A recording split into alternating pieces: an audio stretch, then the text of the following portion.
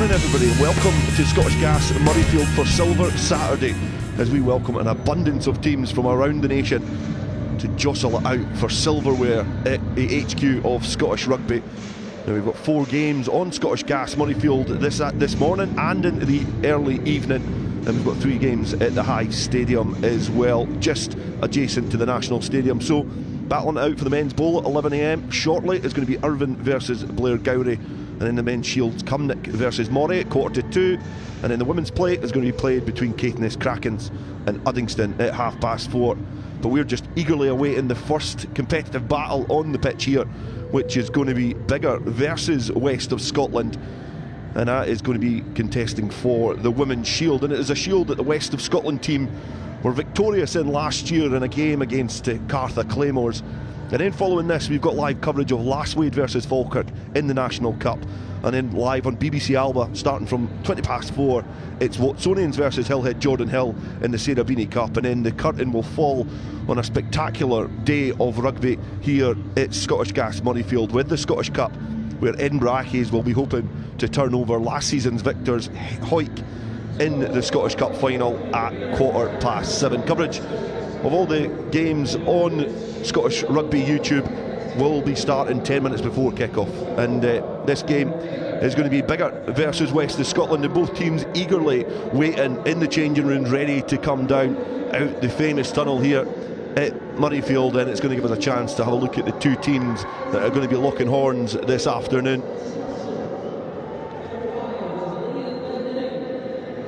Firstly, starting with Biggar, they are going to start with a formidable centre partnership in Abby Bailey and Freya Lukowski in the middle. It's experience and effervescent youth in the middle. And then in the front row, it's a very experienced front row with Megan McKeever, Alison Henderson and Poppy Clarkson lining up. And then Alison Orr will lead the side from flanker, the older sister of current Scottish international Emma Orr. A debut off the bench for Lisa Brown as well, who will be making her debut for Biggar in the most glamorous of surroundings.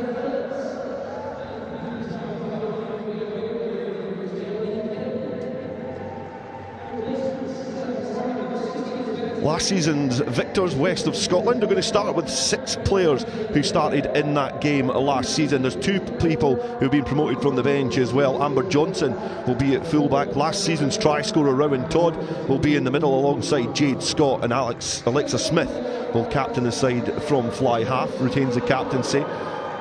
In the front row as well, Natasha Burge retains her place, and Louis Wilson as well. And there's going to be starts this time for Rosie Broadhurst as well as Pamela Duffy at hooker. A couple of players as well on the bench. One player who started the final last year, Kira Campbell, along with Ashley Blair, Rachel Miller and Caitlin Riley, involved in that victorious game against Cartha Claymores last year. As the names ring around the National Stadium, having joined alongside by Lynsey Smith, who quickly managed to get here on time. Our mad rush to the National Stadium this morning. Yeah, it was a bit of a mad rush to get here, but we're here now. Hopefully that's not the only excitement of the day for me. So yeah, looking forward to a good match today between these 2 teams. Their league fixtures have been pretty close, so I'm expecting the same thing today. Yeah, obviously their league campaign, both involved in West 1. Biggar just finished just behind Ayr in that campaign, but when it came to the cup stages, both teams topped their pool. Biggar went through undefeated, West of Scotland went through undefeated as well, so Biggar brushed aside Broughton 27 points to 5 in the semi-final, with West of Scotland defeating Grangemouth Stags 29 points to 10. And obviously Biggar have got the upper hand on West of Scotland on 2 occasions so far this season, but does that matter when it comes into cup final rugby?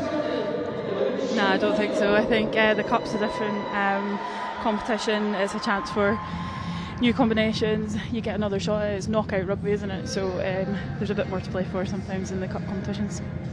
And obviously you've got a very rich history in the women's game, in your involvement in the growth of the women's game as well. And there's some players out there that will be hoping to rise to the occasion. And is there any players that particularly stand out to you as being key in this battle this morning?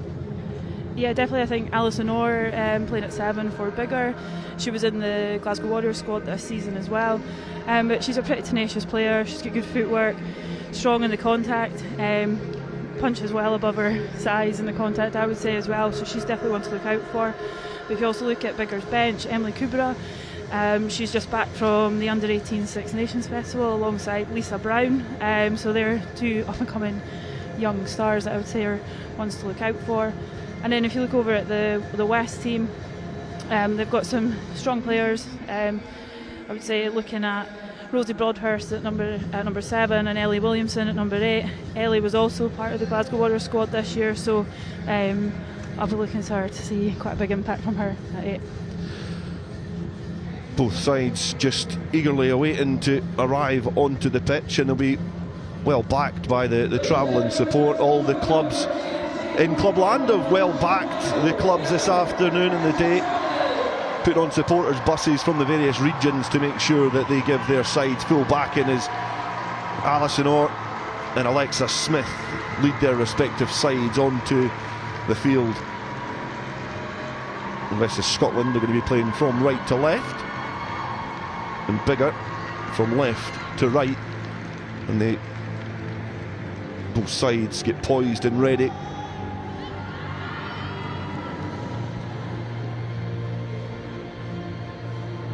And all the talking is now done from the respective coaches. Stephen Meenot for West of Scotland and Nick Humphreys for Biggar have done almost all they can do. And now it's an opportunity for the players to take centre stage here at the Scottish Gas Murrayfield Stadium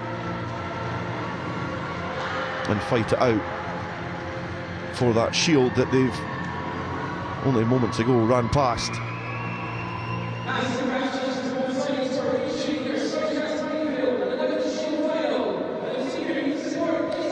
Match official blasts the whistle and gets things underway for Silver Saturday here, and it's kicked by Smith down towards the Biggar 22. They gather well, and it's going to be distributed from Charlotte Harris initially. Try and find a runner who's waiting there in the shape of Alison Henderson. Biggar enjoying early possession, and the pivot there, Megan McKeever, has done well to get the ball through the hands. It's well released there from Lukowski, and Biggar now are scampering down the stand side, and they're going to go in for an opening score, and it's a blistering start inside 1 minute for Biggar here, and it's an excellent try. Great build up inside their own 22, and they manage to streak all the way down the other side to get an opening try. And that's the sort of start you want in a cup final. Yeah, definitely. They've moved the ball really well. They've fixed some defenders on the way. I think from West's perspective, probably defended a bit too narrow at that first breakdown, which left Biggar a lot of space out wide. But they turned on the gas and under the sticks they went. The try awarded for Geraldine Kim, and you can see here it's just raw pace and being able to exploit that space out wide. Great footwork as well. Yeah, Jerry's got a good turn of pace on her. You don't want to give her too much space because she's shown exactly what she can do if you do show her a bit of space. So I think West need to defend a little bit wider if they can, and watch out on that edge. Conversion attempt. The first of this morning's fixture to make it a full complement of 7 points, and it's a successful attempt there from Biggar. And it's a blistering start, and in cup finals you need to try and get an advantage at any point in the game, and Biggar, that'll settle their nerves certainly.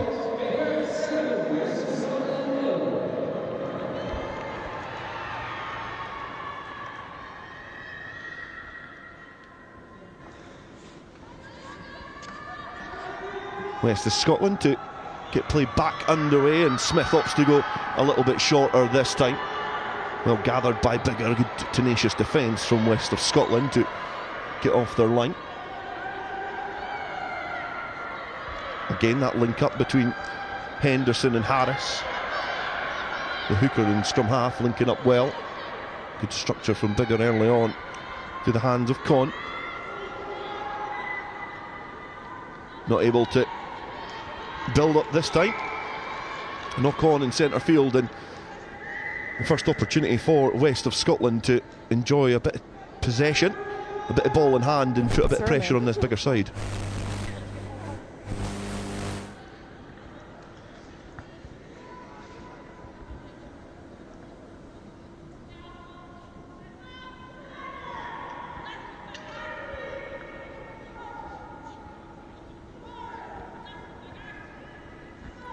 Scrum down. Rolling the ball in is Rachel Morrison. Smith then gets the ball through the hands on the 10-metre line.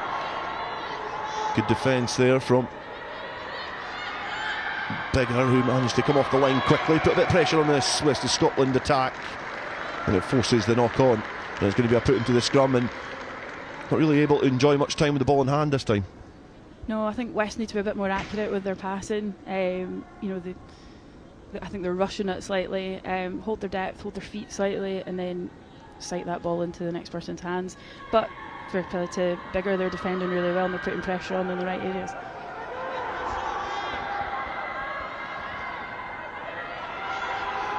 Biggar get the put into the scrum this time. And it's a solid scrum, a solid effort there from the team from Hartram Hill. And out the back, coming off the wing, is Phillips. And in the wider channels again, the opening try scorer, Kim, tried to get the ball through the hands, but just been fumbled forward and gives West of Scotland an opportunity to try and exploit that blind side. And first real foray against a frantic defence. Encroaching towards that 22-metre line now. A big carry. And forwards looking to try and make an impact and puncture this defence as Megan McKeever bursts out the line, puts a bit of pressure on and forces a knock on again. And certainly the defence looked a little bit stretched there, but the scramble was good. But West of Scotland probably will be comfortable that they're playing in the right areas. Yeah, definitely. I think they're playing in the right areas now. They maybe just need to calm down slightly, use their field position a bit better, and go forward when they get the opportunity with ball in hand.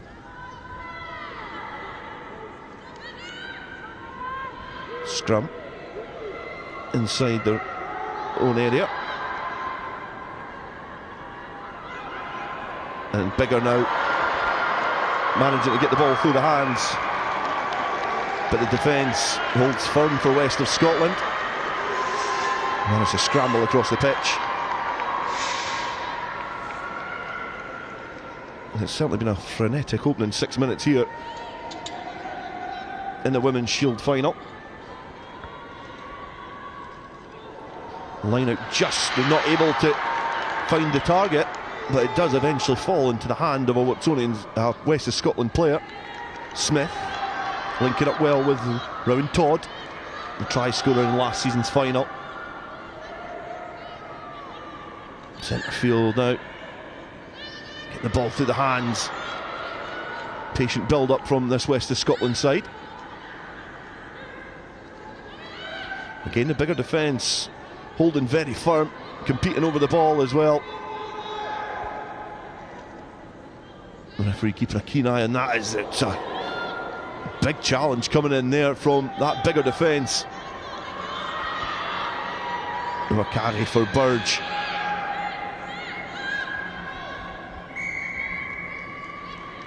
And West of Scotland do eventually manage to manipulate the penalty, look to go quickly. The tap coming on there from Rachel Morrison. And she's just head down, wanting to burrow forward for the West of Scotland cause.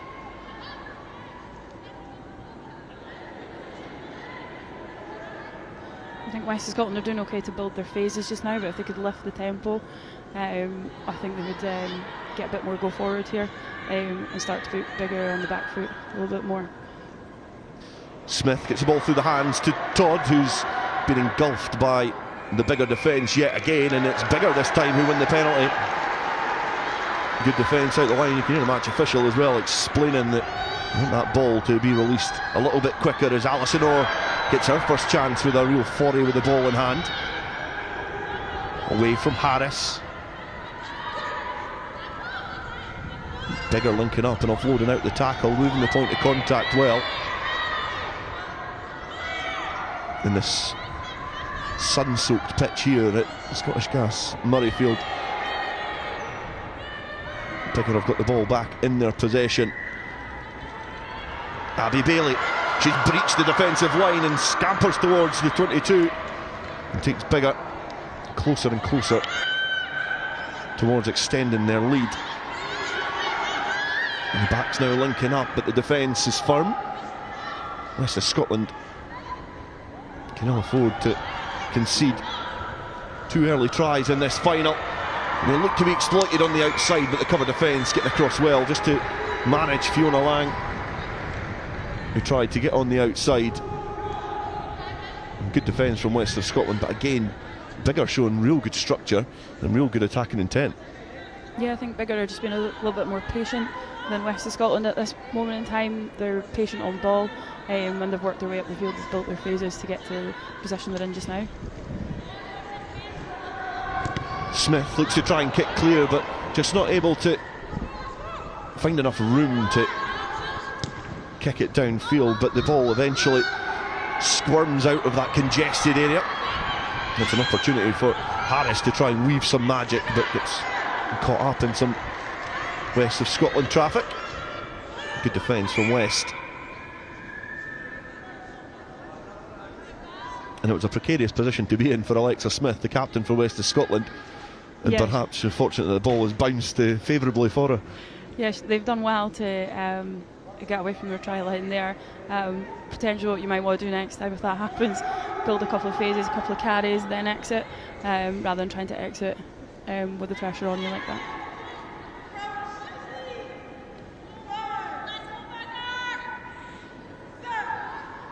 Rallying calls have come on Biggar as they look to try and put a bit of pressure on this scrum, but it's well dealt with by West. And now Todd's got a chance to try and lump it downfield. They found some space, and if this ball bounces up, it could be a fortunate bounce, but it's a good exit from West of Scotland to open the release valve and relieve themselves of some pressure. Yeah, Todd's definitely one I would look to get the ball to if you're trying to exit. She's got a good long boot on her. She probably would have liked it in a better position there, but she's done well to push them up the park a bit further as well. The spectators watch on here. It's a healthy crowd for this Women's Shield final. A great occasion for the clubs and for the players as Phillips slaloms her way through some West of Scotland traffic. Linking up in midfield, again, good skill set and distribution from all the players, in particular there Lily Glendinning acting as first receiver. Biggar having to dig about and get that slow ball out of that breakdown. Charlotte Harris distributes. It's to Megan McKeever. Good footwork there from Megan and keep fighting in the contact to get through. She bought time for the support players to get there. Good offload has taken play a little bit closer towards that West of Scotland line. Darting run forward has been well dealt with by this West of Scotland defence, tackling in numbers. Glendinning pivots out of trouble but tried to distribute the ball into a player who found a little bit of space, but just not able to gather the ball and make an impression on this West of Scotland defence. But as you say, Lynsey, it's been patient build-up from Biggar, who certainly look composed in this final. Yeah, definitely they've been patient. They've taken some opportunities when they've had them. I feel like West could apply more pressure in defence. They're sitting back waiting at the moment because they've shown when they do make individual tackles, they're strong in that area, but they need to push up with the defensive line to try and get themselves out of this 22 if they can. Good scrum from West, and they break free from the challenge, but well marshalled eventually by the covering Biggar defence. Fumble in the 22. Biggar looked to snaffle an opportunity, not able to capitalise as West rise with the ball. Another chance to barge forward and do that through Burge as well. Slow and steady yards from West of Scotland, but eventually they concede the penalty. The referee did signal earlier on about the quick release. I think Natasha Burge is actually wearing number 3 and Vanessa Phelps is wearing number 1 for West, so I think they've swapped shirts. Kick to the corner. Takes Biggar a little bit closer to the line. I can untick the box that says team sheet's accurate.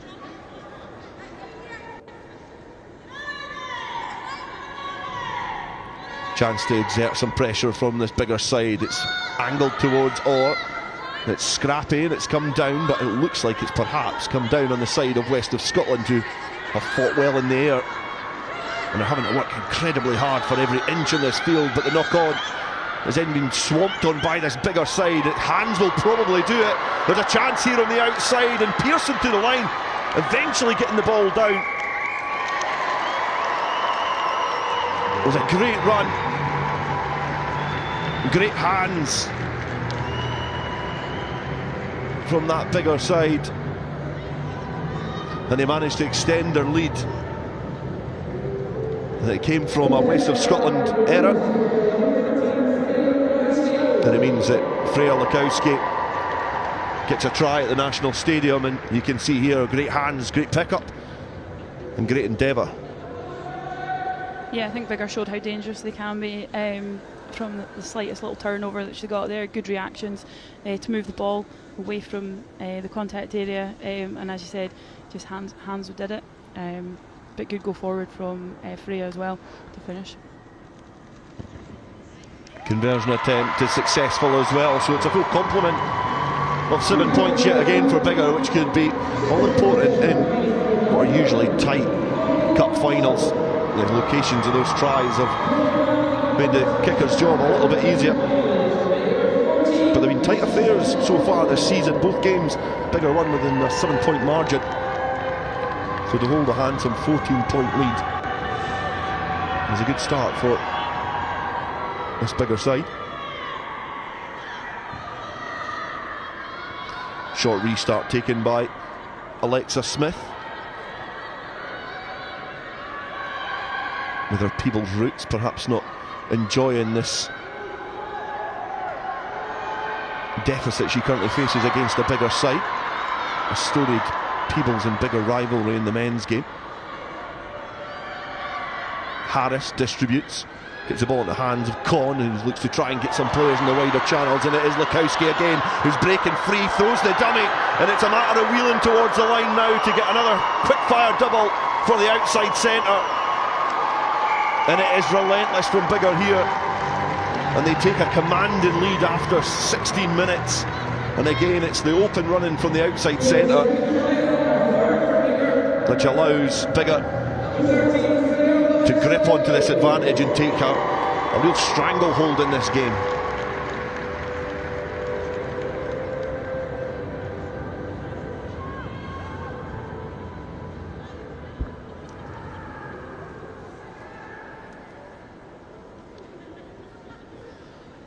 You can see here, options outside, ball in two hands, and just throws the dummy. And great pace from Biggar there. Yeah, and I think that all started from that great carry that came from Lily Glendinning. She brought the ball out wide onto this edge on the right hand side here, fought in contact, which allowed Biggar to get a quick ball and away and release their outside backs, which was really good to see.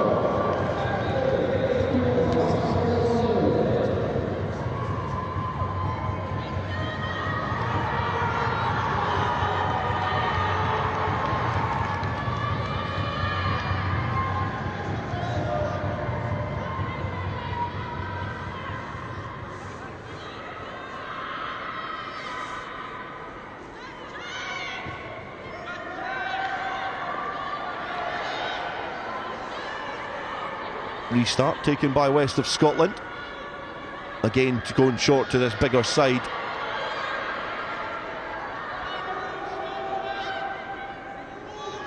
Biggar making it up towards the halfway line. The bobbling ball, well gathered, well scooped up there, and then puncturing forward yet again is this Biggar team, who certainly are up for this challenge against the current holders of the Women's Shield. We've got a lot to do to get back into this game. 21 points to 0 in what is probably a turn up for the books after a couple of close battles. But we did say before the game that form kind of goes out the window, Lynsey. Yeah, that can happen on big occasions like this. I think Biggar have done really well. They've controlled the game in the areas that they wanted to. They've played in the areas that they wanted to play in. I think for West need to start focusing more on looking after that ball when they have it, making those carries count when they've got the ball as well. From those kickoffs, can they chase a little bit harder, put more pressure on the catcher? Scrum on the 10. Scooped away and well caught and gathered by Smith, who hears laterally along the pitch to find some space, and she manages to manipulate a bit of room, but it's been gathered by the double try scorer Lukowski, who tips the ball on to Emily Armstrong. McKeever tipping the ball on to a teammate in space, and Biggar now encroaching on that halfway line. A snipe at the ball from west of Scotland has been well dealt with by this Biggar side, as Lukowski manages to free the arms and has got Phillips scampering down the touchline here. Again, taking a couple of players to deal with this Biggar attack. A great counter from West. Really good work in that breakdown there. And look at the Murrayfield possession now, chasing from their 9. Good chase there. Todd in attendance as well. And that long-busting effort to get back by Abby Bailey has resulted in a knock-on. And great kick downfield, great chase as well, just to put a bit of pressure on this Biggar side. Yeah, I think this is furthest up the field. West have been so far in this match, so it would be interesting to see what they do from here. And it's interesting, the dynamic. A lot of players obviously were involved in that squad last year. 6 in the starting lineup, 2 were on the bench, promoted to the starting lineup, and you would almost think that, you know, they would have less nerves, but in these occasions sometimes the pressure can change the mindset and the performance of these players. Yeah, I would say it is a bit of a different team from last year. Some different players in different positions. But yeah, when you run out of Murrayfield, it's definitely a different occasion to playing at home.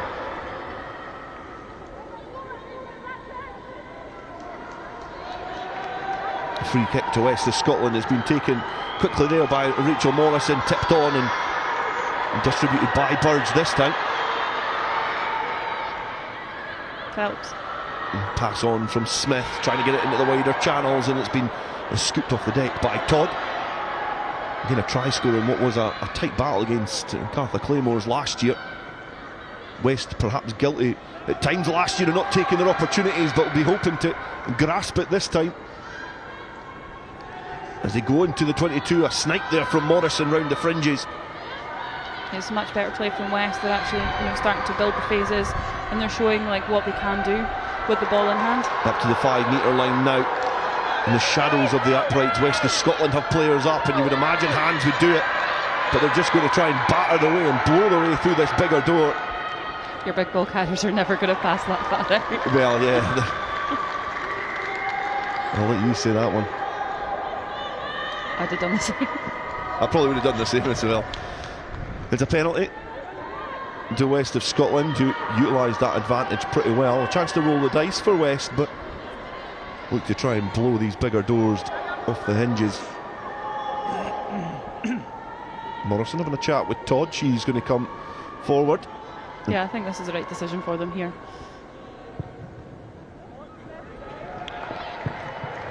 Probably right decision, wrong execution. It's the wrong side of the corner flag there. Yeah, they're the types of mistakes that you won't really get away with in a Shield final. So it's going to come back. It's deflating for a West of Scotland side, because they were certainly starting to grow back into the game, enjoyed some possession, some territory, and then cough up a bit of cheap possession back to Biggar with an unforced error. So it allows them to kick downfield. They're not going to find touch, and then waiting back there are the West of Scotland players, and namely Martina McCann, who's reeling towards that Biggar defensive line, which has been impregnable so far. Through the hands into the mitts of Todd now, who's got the wheels turning, looking to try and make amends from that earlier faux pas. Again, another physical confrontation in the close quarters as West of Scotland look to try and pierce their way through this defensive line. Keeping the ball alive. Having a fight on the floor as well. Just scrap and grab this ball back. 40 forward now. Makes good momentum in behind that defensive line. And there's numbers up. And would almost do it. A little fumble there from West of Scotland. Just perhaps drifting a little bit too prematurely on that pass, which again just gives possession back. And over the first quarter of this game, it's been a great start from Biggar. But West of Scotland slowly but surely growing back into this game. Yeah, definitely you can see the confidence building in West. I would say Biggar are defending really well in the middle of the field, so can West have a few strong carries, then look to go wide? It's not always on to go wide every single time.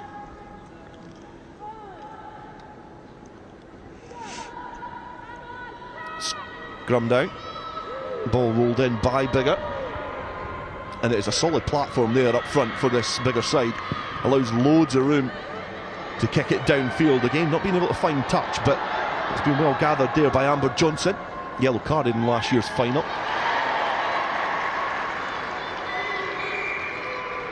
And good attacking play again, building momentum, and it's taken quickly. A couple of options there, looks to throw the dummy and dislodge this Biggar defence.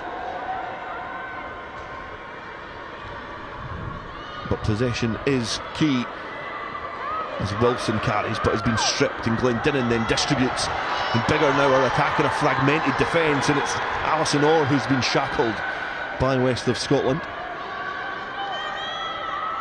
Numbers up here. Get the ball through the hands, another opportunity to get out wide, but the referee spots a slight drift on that pass. And it's just drifted forward.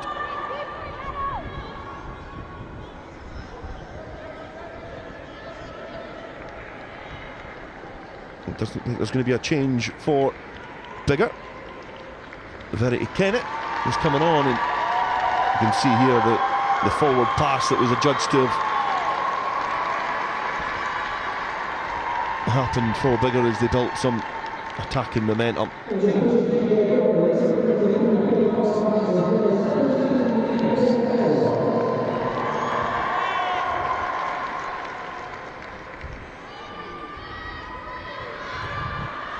Smith to Todd on the wraparound. Smith then gathers again and then managed to find a scampering teammate who's just piercing the line.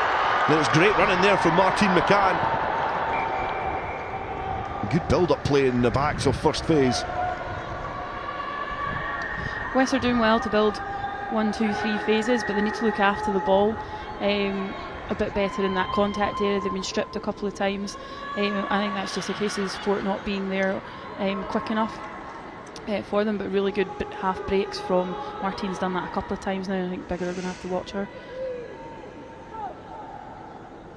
Certainly a player you'll not want to give a lot of space to.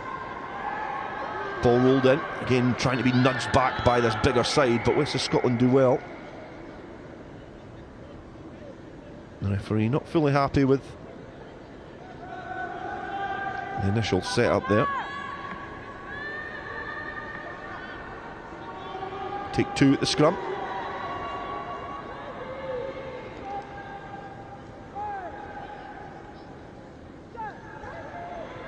Change in the front row as well, with Kennett coming on for Clarkson. Kind of impact will that have? It's a positive one, but the ball has come back and Smith is able to distribute the ball. The West of Scotland just been tackled just inches away from the line. Looking to try and keep the momentum going. Can they squeeze in the corner? The West of Scotland do reply. And it's a well-built score. It's a well-deserved score as well from West of Scotland. And they managed to get the try through the outside centre, Jade Scott. And that was patient build-up. Good play, and to keep that momentum moving with Boff holding out the tackle was really positive from this West of Scotland side.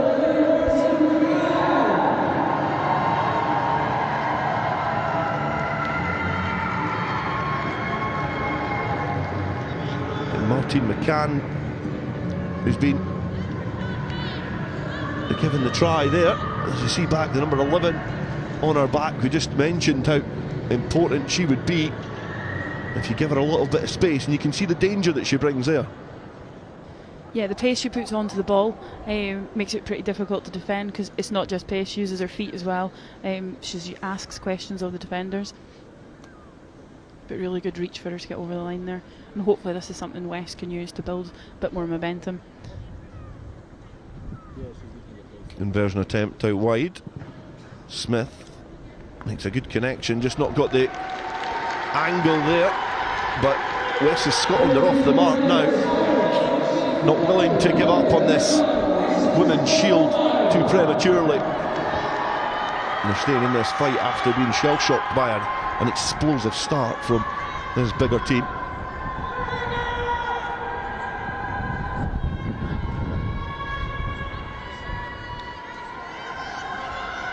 Important stage of the game for both these sides.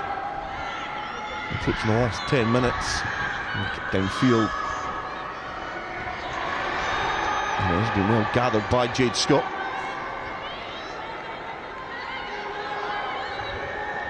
It's good territory on that carry as West of Scotland now go back to basics and just look to try and protect that ball and truck it up.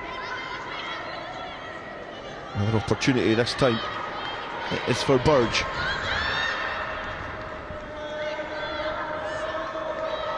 And on the outside now, West of Scotland are starting to find some gaps in this Biggar defence to try and exploit. Yeah, I think if they can get people like Ellie Williamson and Louise Wilson on the ball to carry, with Vanessa as well, they're their big ball carriers. If they can get them punching some holes, that again gives them the space further outfield. See there, the attacking intent was certainly there from West of Scotland, just not able to protect that ball as it travelled into contact. So a chance for Biggar to enjoy possession yet again. Solid scrum.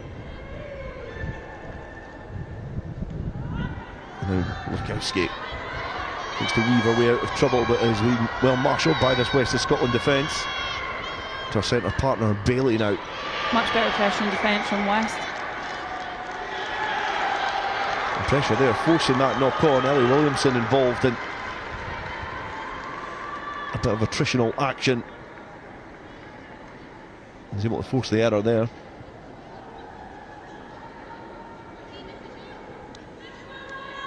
Centre field scrum.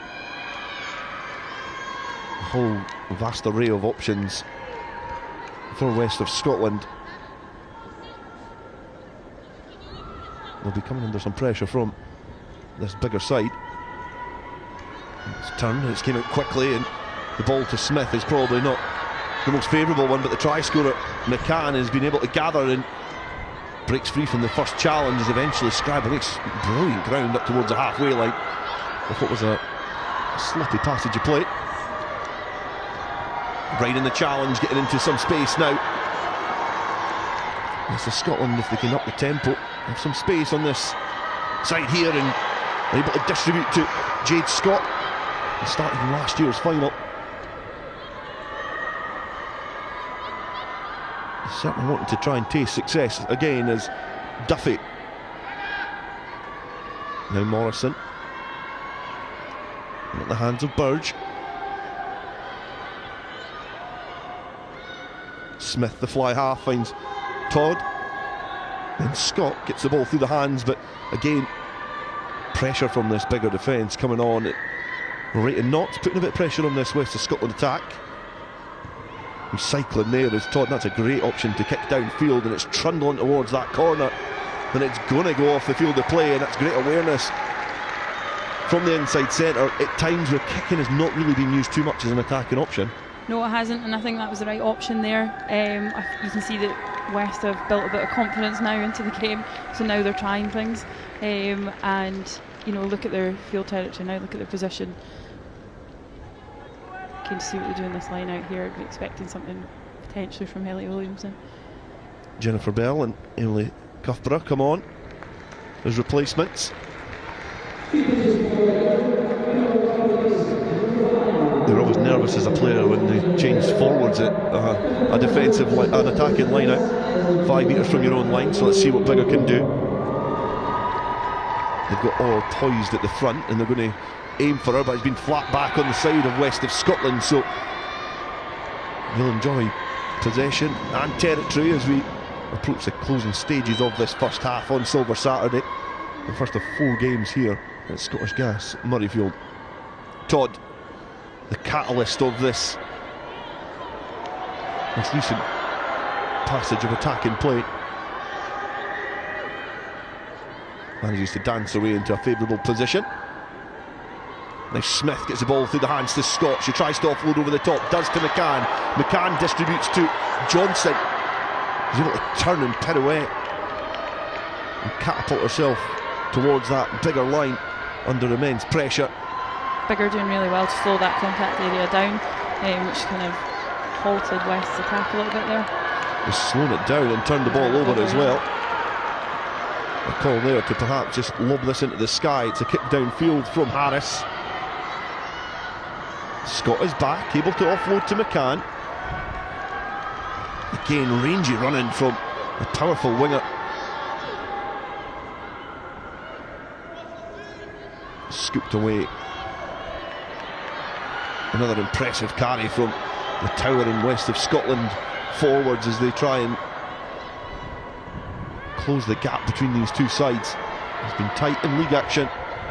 Perhaps the scoreboard is reflecting a somewhat one-sided first half. Smith now, the captain of West of Scotland, to try and dance her way out of traffic. Morrison able to find Williamson. And West of Scotland enjoying possession and accurate with it as well. Well picked up.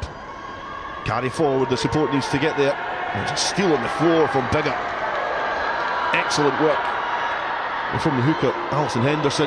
But it has been intercepted there, and Scott is offload to Todd. On the 5 metre line, West of Scotland look to try and capitalise on a Biggar mistake.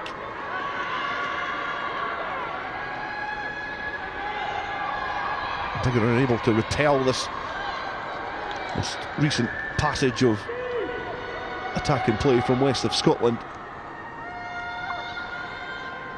You perhaps could say it's the difference between the two sides has been the Biggar defence in this opening first half, and they'll be hoping to escape the next 5 minutes without conceding any more points. And kick downfield. Yeah, their defence and their ability to try and slow ball down to buy them time to set their defensive line has been really good. McCann offloads and manages to find Johnson, then back in field, and West of Scotland again trespassing on Biggar territory. The ball has been gathered. It's not went forward according to the match official, so West of Scotland react quickest, gather the ball and carry forward again.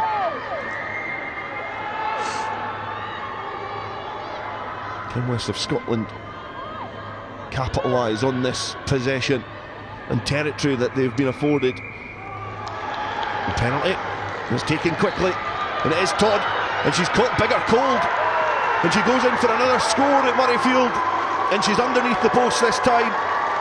Great awareness from the inside centre, perhaps guilty early on of kicking dead when it was a golden opportunity, but she has certainly made amends this time.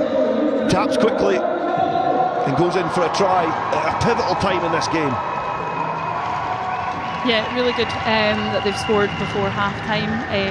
I think Biggar have done tremendously well. Their defence has stood up pretty well up until this point here. I think they're getting tested a little bit more now, but I feel that's because West have woken up a little bit and started to build some phases, and the competence has come along with that. But it's definitely turning into an exciting game. Great awareness from Todd there as well, just to run to the side of the post, because it stopped the Biggar defence coming across, and it just meant that she could just barge her way over the line. Now for Smith.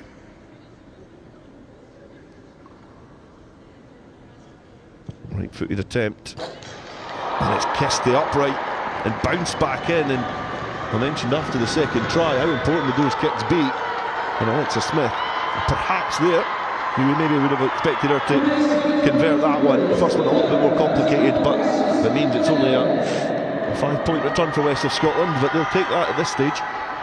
Yeah, I think Alexa will be a bit disappointed with that one right in front of the sticks, but hopefully it won't affect her too much. Restart from Biggar And they kick it to the most recent try scorer, Todd. He's got the habit of scoring at Murrayfield now. A bit more confidence oozing out of this West of Scotland side.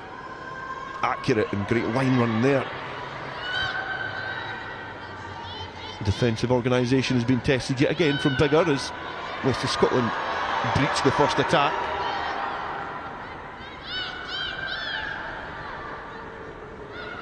Really protecting this ball now after a slightly patchy opening to this game. Over the halfway line, West of Scotland really enjoying possession, being accurate with that ball. Smith floats the ball over the top. The bouncing ball has been gathered well by Scott, who offloads back in field to that halfway line. Those golden and red hooped jerseys are omnipresent when there's a loose ball over the last 10 minutes or so. Broadhurst carries for West of Scotland, but it's Biggar who rise with the ball and then head it towards the West of Scotland 10-metre line. They've been somewhat abject for the last 10 minutes, but they were able to breach the line, and now it's Con who's able to weave some magic, some great footwork as well, and she stood up McCann. And it looks like that was Cuthbert actually with the try. I think that's Emily Kubera showing exactly what she can do with ball in hand. Really good footwork, takes on one defender and then turns on the gas. A very exciting prospect for the future. Yeah, Kubera with some excellent work there with the ball in hand. And we'll get a look at that. Great individual effort, just when Biggar perhaps needed it.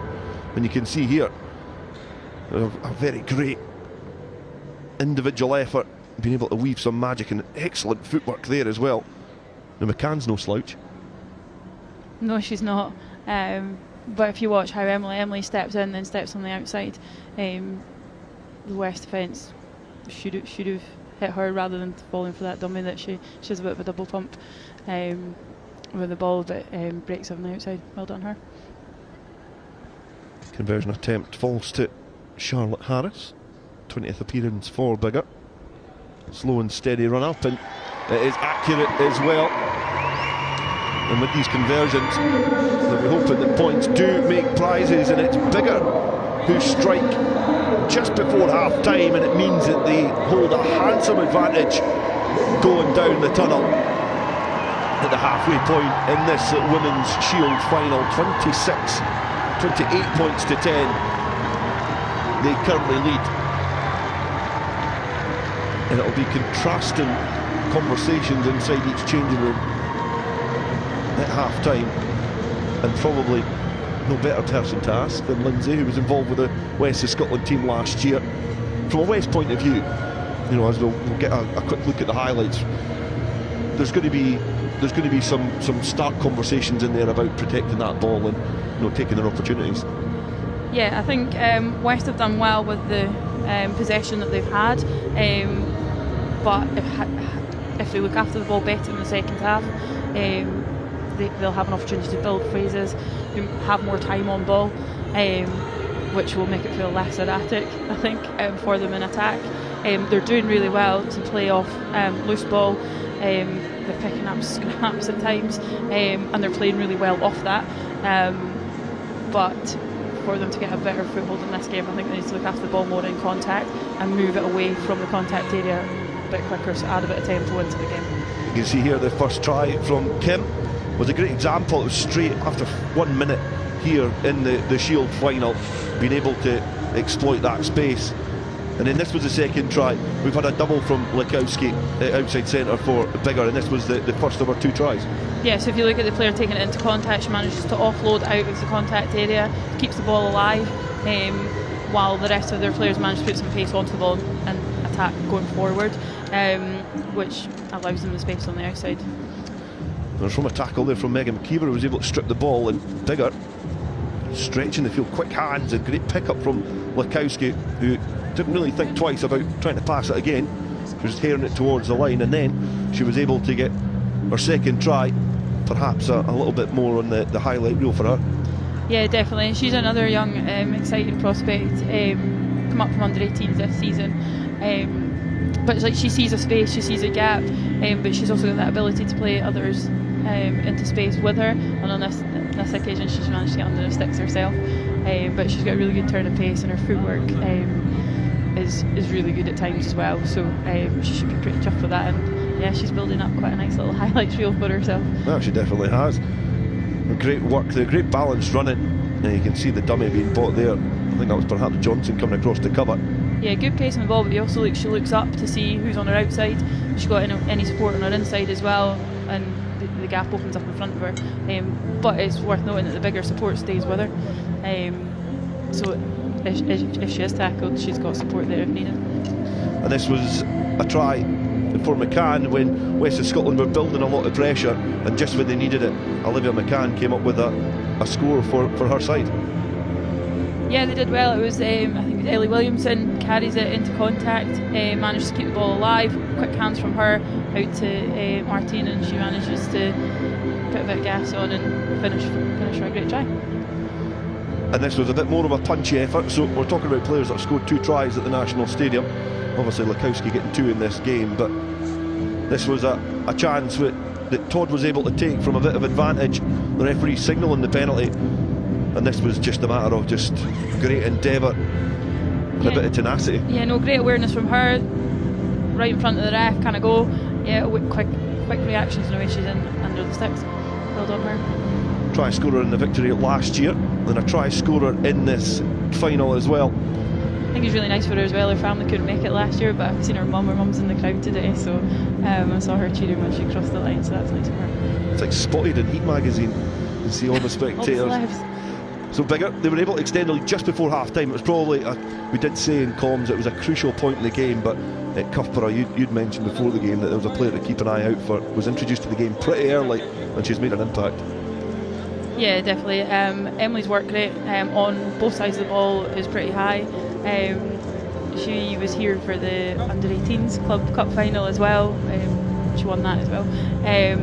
But yeah, she's done really well this season. She's had a really strong club season. She's played national under-18s, but her ability to move the ball and put some pace onto the ball, and also in that contact area, she's pretty strong around the ball, so she will go to try and win ball back, and she's good at it as well, nice and physical in that area.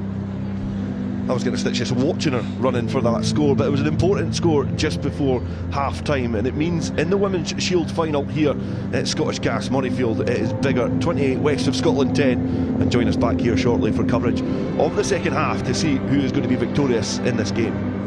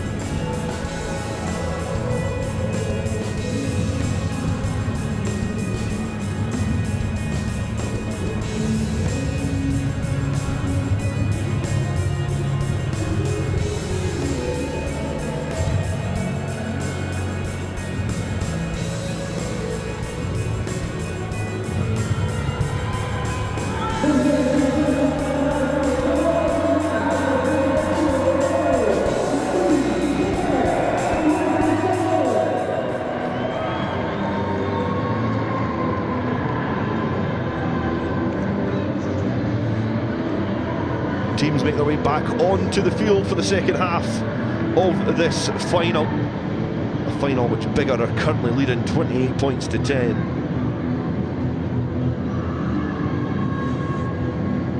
So it's going to be Biggar playing from right to left.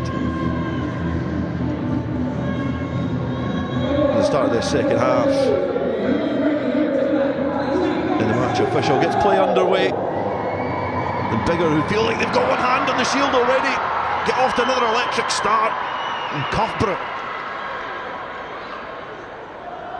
able to gather from that kickoff, the bouncing ball. And a couple of changes as well, you can see in the ranks, because Forrest is her first foray forward.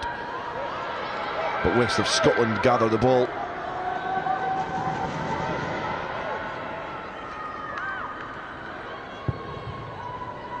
West of Scotland just hack it off the field of play, but fortunate bounce for Biggar. But again, the awareness there was excellent from, you know, a whole host of players, but especially Kofra.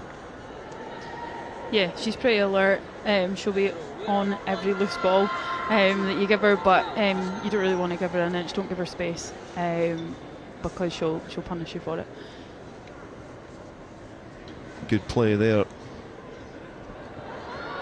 Line out, take in. It's a scrappy effort, but Biggar have got it back on their side. Jennifer Bell having to stoop low to gather that ball and get it under control. And I feel she is going to have a big part to play in this second half. Ball tipped on there from Bailey, and the defensive line has been breached, and going towards the line now is Charlotte Harris, well supported by the Biggar side. And West of Scotland look to try and swarm on that ball. All gathers. Referee going to bring that back. A potential knock on there from the Biggar side. It did look from this angle that there was a slight fumble. But Biggar have started this second half the same way they started the first. Yeah, they've come out all guns blazing. I think really good strong carries, good footwork into the contact area, or trying to avoid the contact if they can. I think it's worth noting West have made a bit of a positional switch. I think Martine is now at fullback and Amber Johnson's moved onto the wing, so they've swapped around.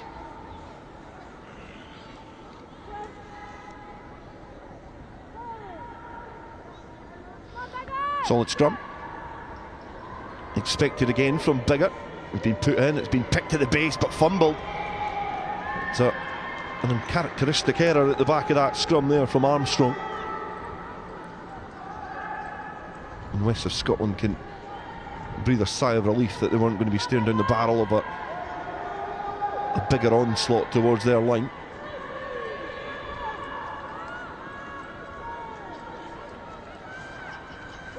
I think it's credit to both teams that at scrum time they've been pretty stable from both sides. Pretty good work from both packs, I'd say. Smith tries to travel forward with the ball, but is knocked it on. Opting to try and keep the ball in hand as opposed to kicking it downfield. Just ran into a bit of traffic. It's going to be passed up yet again. The ball quickly going away, and the captain just using a bounce off of her feet. A tenacious Biggar defence yet again. The swing has now swung back into the hands of Biggar. Rolled in by Harris. Solid this time from Armstrong. Linking up there to try and deploy. Bailey, who's deployed out of her centre position. And good defence here from Scott, who just managed to get herself into a position to cause a bit of confusion in the ranks. It's going to result in another scrum, but there was numbers up there for Biggar. Yeah, well read defensively by Jade in the midfield there. I think Biggar were unlucky, but yeah, well played to Jade on that front.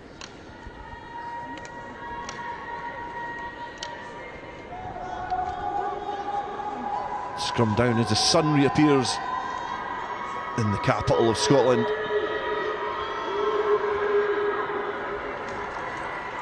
And West of Scotland are starting to feel the heat and breaking from that scrum. And wrapping round, trying to find a little gap there was Kim, who got her Shield final after a blistering start with an opening score after a minute. Biggar now knocking at the door, trying to extend their lead here. They're going to win the penalty. 5 metres away from the line. It's going to be taken quickly as well and dispatched into the hands of Poppy Clarkson. Another penalty coming as well for sealing off. Yeah, West are going to have to be careful in this area here. Another lose a player. Quick penalty and then barging over the line. Are they able to ground the ball? Yes, they are. And Biggar extend their lead. They've started this second half the same way that they started the first, and I think that potentially looks like it might be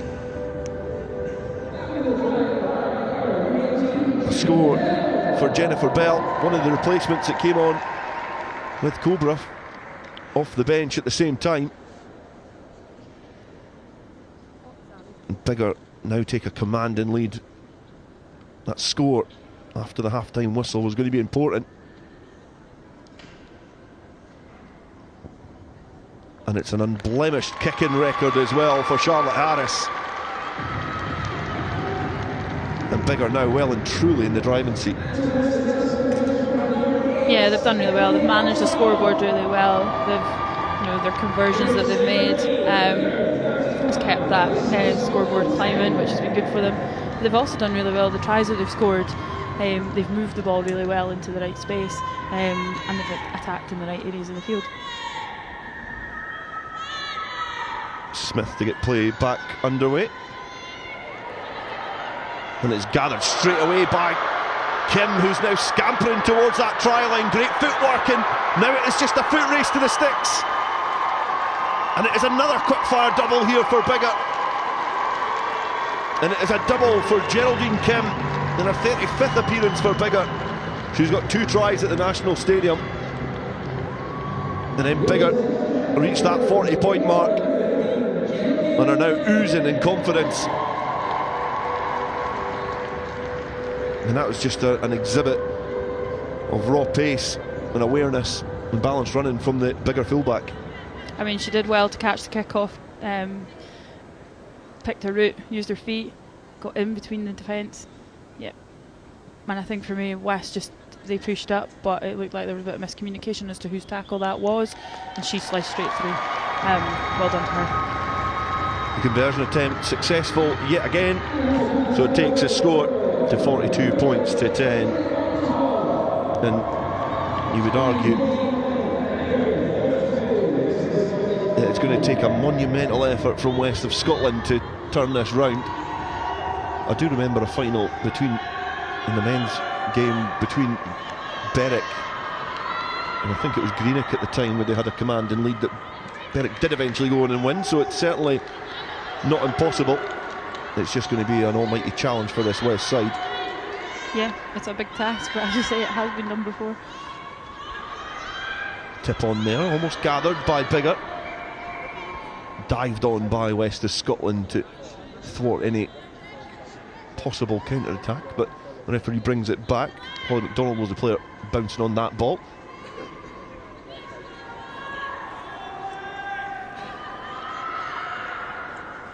West of Scotland have looked at times to some of their key players, likes of Alexa Smith and Todd and Louise Wilson as well. They're going to have to go to their depths in this squad to get back into this game, but it's a great carry from the base of that scrum.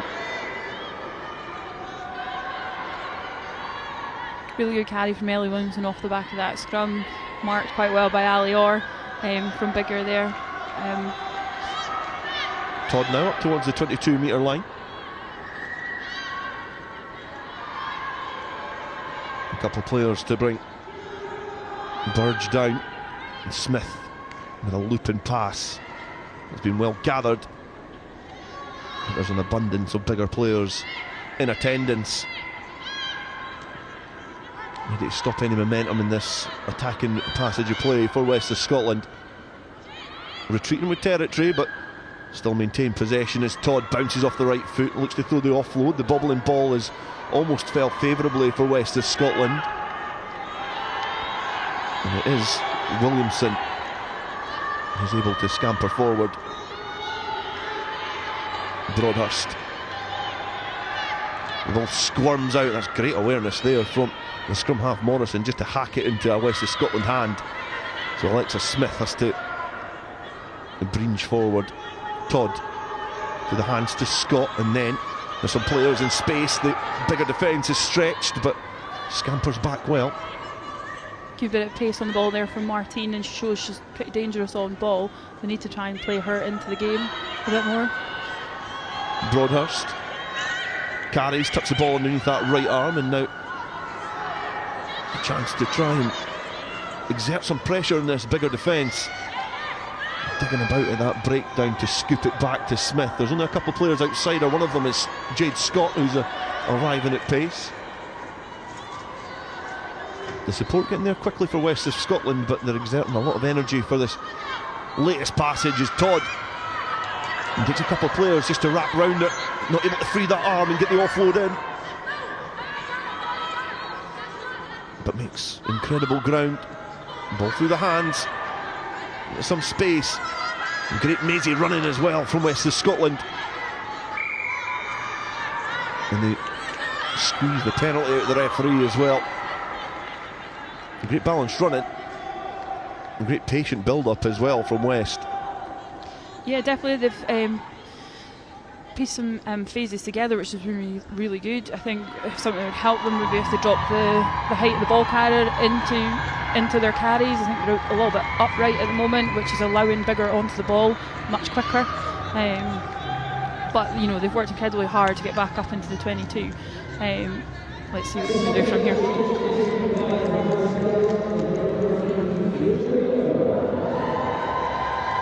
Megan Scullion coming off for West of Scotland. Rachel Miller, who was on the bench last year in the final, comes on. She's also moved from the backs to the forwards this season, so we would have previously seen her either on the wing or centre. And made a big positional move to the second row. I retired early before that move came on for me. Quick penalty for West of Scotland. Now looking to barge their way over the line. And driven back in contact, back towards that 5 metre line. Presented well back for West as Smith links up. Good build-up and good running off of the playmaker. Smith recycles herself well, loops the ball to Scott, and then able to get the ball into some space. And Biggar all over that ball, but just guilty there, Abby Bailey. And as they go quick again, they throw the no-look pass, so that loose ball has been swept up there by West of Scotland. We'll have to return back to that patient build-up as the attacking player there from West of Scotland is just bundled over. But they go quickly again. Now Smith, who carries forward, and she's hoisted up and driven back, but well protected by the West of Scotland teammates who were able just to wrap round their captain before she was driven down to ground. They'll snipe at the line and skip out of the challenge, almost resulted in a try for West. Inches closer now. Through the hands, good offload into the midst of Todd now. Well defended again by Biggar, who managed to swamp that area. Snipe round the corner and physical collisions from the guards from Biggar.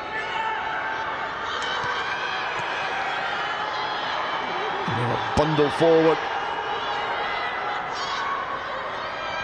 Todd again, options left and right of her, but wants to go it alone. Looks to try and weave her way out of trouble, and she's able to physically just twist and contort her body over the line and go down for that try. The match officials having a little conversation. Great patience from West. They built their phases. They've gone from one side of the pitch to the other, and we're patient on that try line there.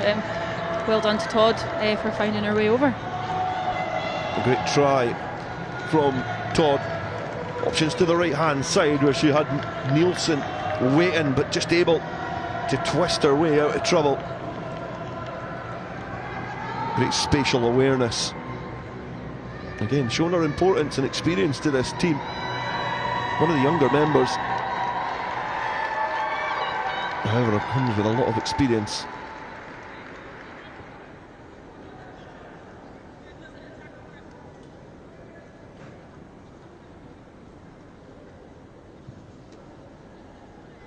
Not a conversion attempt for the captain, Smith.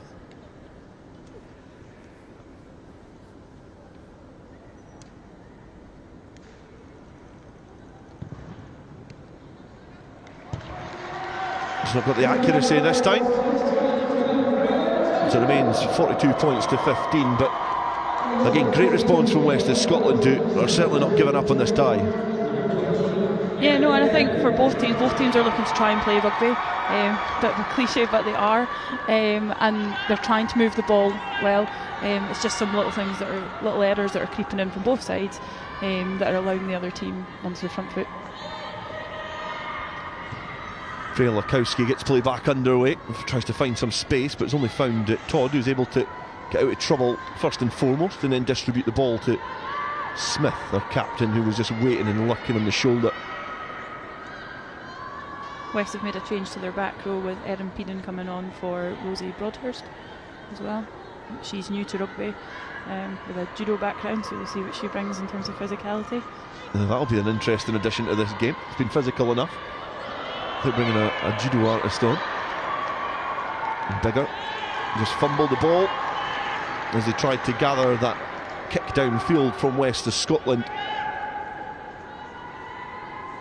Had almost been shell-shocked at the start of their second half to two quick-fire tries through Bell and Kim. But good riposte from West of Scotland and Rowan Todd. As the spectators look on, and win, lose or draw, I'm sure they'll all enjoy this moment of watching family and friends play in this historic surrounding of Scottish Gas Murrayfield. And from the base there, Ellie Williamson then lurks forward with intent and purpose. Smith floats the ball into the path of Nielsen, who thought she had a bit more room than you'd imagine. Yeah, Williamson did well. That scrum had a lot of pressure on it from Biggar. They were going forward, so West did pretty well to get the ball out of there on a scrum that was on the back foot. Good strong carry. Could she have stayed on her feet a little bit longer? Maybe, but she bought enough time for her support to get there, and then that quick ball out to Ilsa. Not straight at the line out, so West of Scotland will get the put into the scrum. Opting to go for the line out again from Alexa Smith. And coming into this game, both of these sides had already met in September, November this year. Both times Biggar won, albeit narrowly, by 7 points on both occasions. A great line out there from West of Scotland. Now the captain Smith gives it to Todd, and Todd tries to give the ball into the path of Jade Scott, and it just ricochets off her body and propels forward into the hands of Biggar. Pivot there from Farah Khan. Look how quick Biggar can move the ball from a turnover. Good handling skills out to that wide channel. Kim doing well to keep the ball alive. The touchline was encroaching, and we're just able to lob the ball back in field.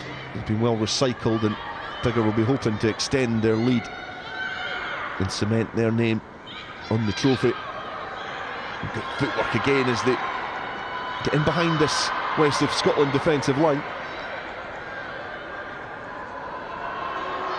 Con scoops the ball to Kim, seeking a hat-trick, and is able to release her teammate there, and Abigail Barrett now angles a run back in field. Nice try-saving tackle there from Martine again. Now Orr grips onto the ball for dear life, waiting for her teammates to arrive and support her. The referee just going to take a bit of time off. It does look like Abigail Barrett has perhaps come off second best from that latest carry forward. Great hands to get the ball into space, but just coming off second best there. And there's going to be a little bit of a pause in play as she gets a little bit of treatment. Certainly engaging with the medical staff as she lies on the ground. You can see here that the hands and the awareness of the space was brilliant there from Biggar. Yeah, but what the first player does there, that she fixes the defender, so she uses her feet to hold them and then creates that space to get that ball out wide. I think, is that to Abigail? Looks like it's potentially been a knee to the head of her own player, as the West of Scotland players get a chance to take on some water, have a conversation, and perhaps chase on a win in this second half. So a quarter of the game remaining. Biggar likewise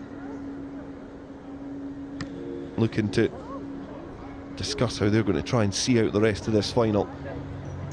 And it's a difficult period for both sides, because anybody watching on would think with the scoreline it's a foregone conclusion that Biggar are going to win it.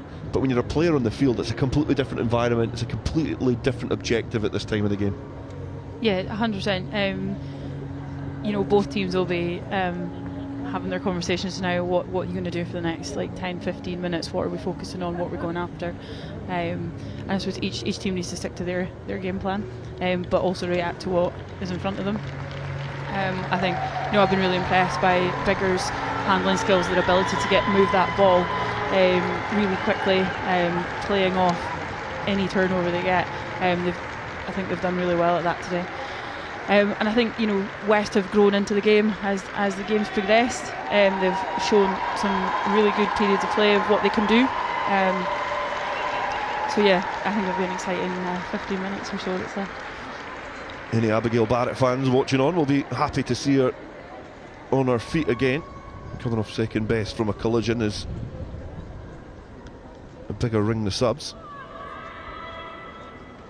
Coming on the field is Ailey Armstrong. She's going to replace Abigail Barrett, and it's going to be a debut as well for Lisa Brown, wearing number 21, a debutant for Biggar.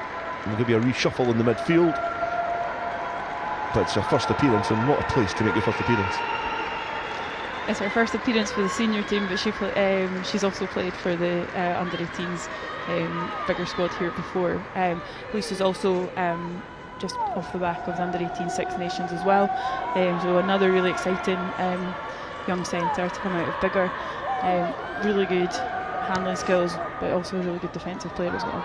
Ball picked up at the base and trying to link up. The ball probably floated a little bit too high there for the on-rushing support to gather, and now West of Scotland inside their own 22 will have to try and orchestrate things to escape. Probably wouldn't welcome a scrum, but it's a good kick downfield from Alexa Smith. Yeah, good execution from Alexa Smith there. Right option. She didn't have too many other options for herself there, so really good execution, and it's got them out of a bit of trouble. And one thing as well, just before this line out, it's really taken by Megan McKeever's return to the field, but West of Scotland have done well to deal with the scrum because they're second best in the scrum, but they've done well to not let that have a big impact in the game somewhat, because Biggar look like they've got the upper hand, nudging all the time, but West of Scotland have been able to drop the anchor and been able to get the ball back efficiently. I would say they're evenly matched, the two packs, but yeah, there's been some instances where Biggar have had a better nudge on, probably just in a better position to go forward as a unit of 8. Lukowski getting the ball through the hands, presented back for Harris to distribute. Good defence from West of Scotland, who drive Biggar towards their own 10-metre line.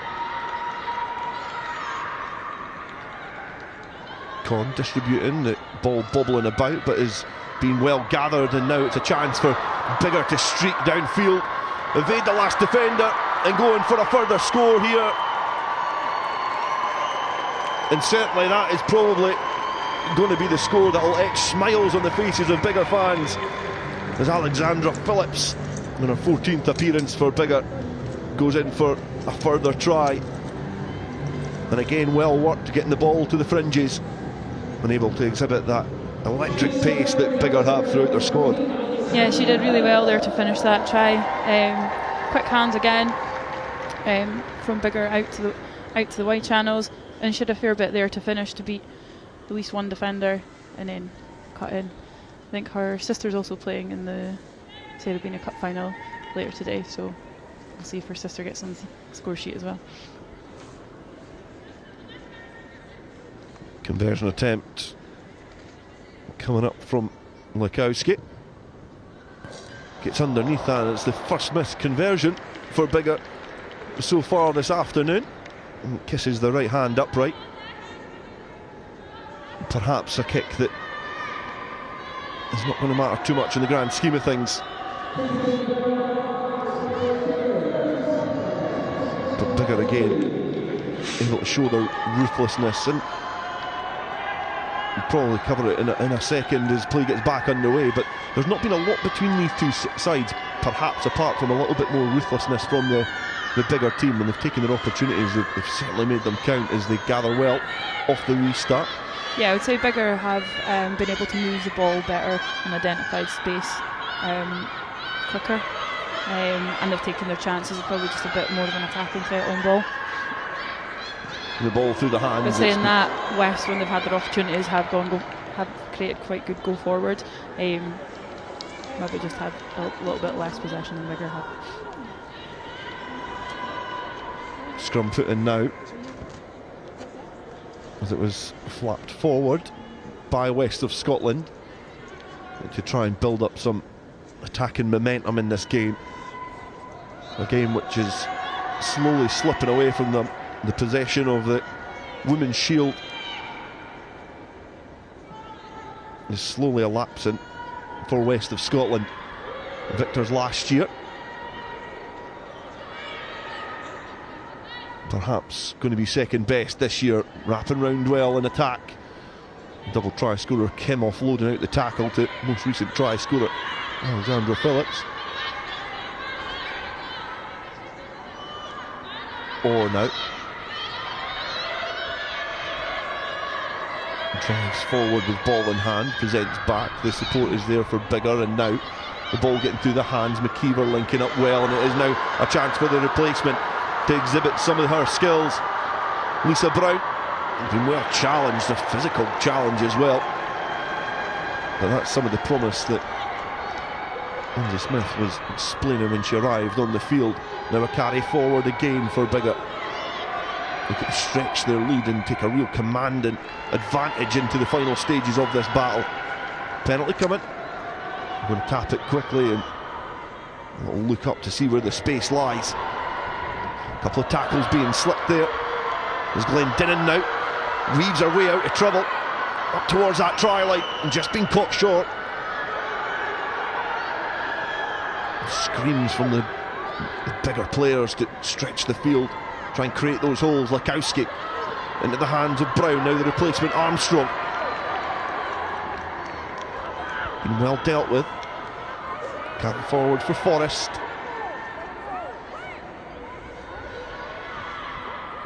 Good quick hands there and great offload. That is an excellent try. And grounding the ball there was Jennifer Bell. She's got a double as well, but let's have a little look at the hands there. That was patient build-up from Biggar, but it knew exactly what they wanted to do when they drove forward through Cobra. Brilliant build-up there from Biggar.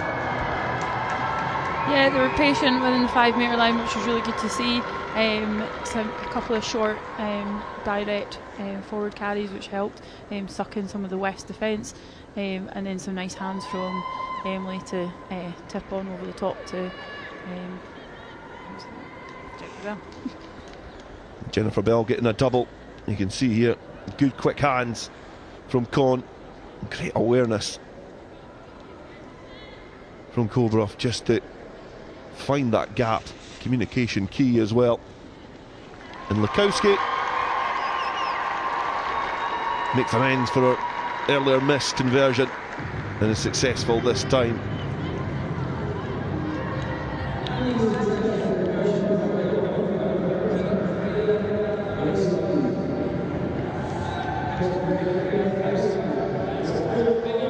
Biggar now extend their lead, 54 points to 15.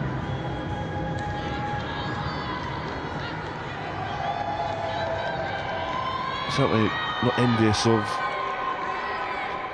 Lynsey's job beside me of picking player of the match in about 10 minutes time or so. Yeah, there's been a few people who put their hand up for it. It's a pretty tough decision. And three people, sorry, awaiting the hat-trick from the Biggar side. One on West of Scotland, but there's been a lot of important inclusions out with the try scoring as well for Biggar, in particular this early morning on Silver Saturday, and it's been a great start. Well, supported here at the stadium as well by the respective clubs, which will be a pattern throughout the day and early evening here at Scottish Gas Murrayfield. West of Scotland now through Smith again, trying to stretch this well-drilled Biggar defence, and again showing how well drilled it is, as Armstrong is able to deal well with Nielsen, who looked to try and stretch down the outside.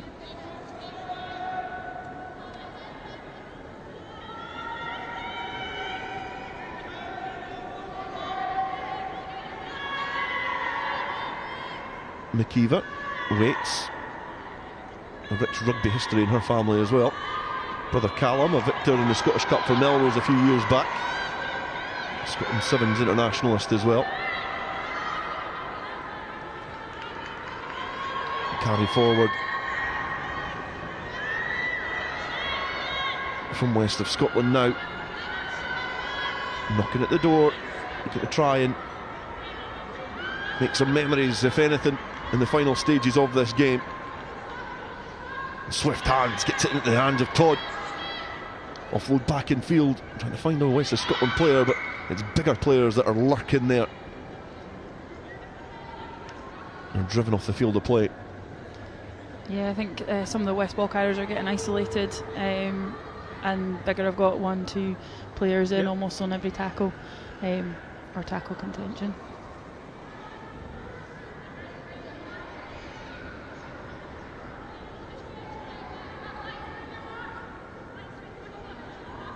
Waiting the line out as the West of Scotland players arrive. Match official just signalling the gap.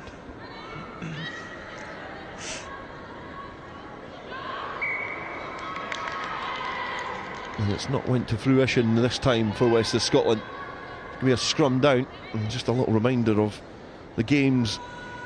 Well, coming up this afternoon. After this, we've got the National Cup final between Lasswade and Falkirk. And then on BBC Alba, coverage starting at 4:20, we've got the Sarah Beanie Cup between last year's victors Watsonians, who are going to be playing Hillhead Jordan Hill.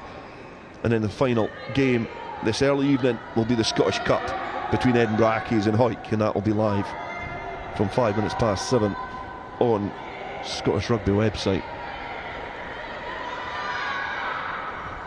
Biggar look to launch another attack from deep inside their own half, able to bring Armstrong off her wing.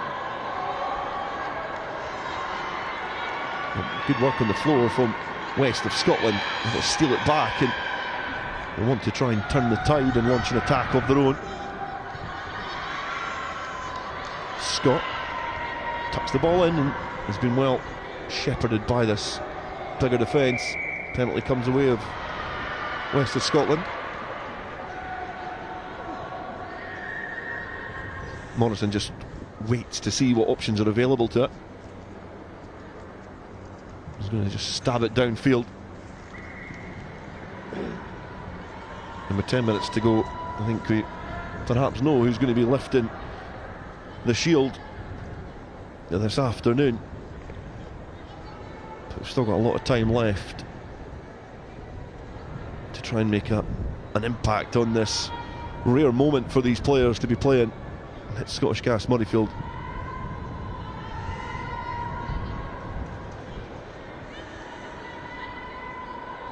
Line out goes long, but is gathered by West of Scotland, so Smith can get the ball through the hands. And gathered there by Johnston, who tries to distribute to Jade Scott, not able to gather. But the scrappy ball has been controlled by West, and then it's been intercepted and plucked off by Biggar, who are now herring their way downfield. And Lukowski is going to go in for her hat-trick try in the Shield final. Great awareness, a lung-busting effort from the outside centre, Great awareness from her. I'm glad she made it over the trial and all her support's back over here.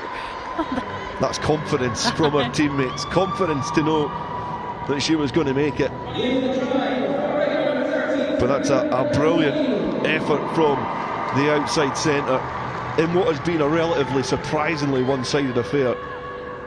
Yeah, well read by the centre. I think West were just a bit too flat while trying to attack, and she's picked that off really well. Good finish.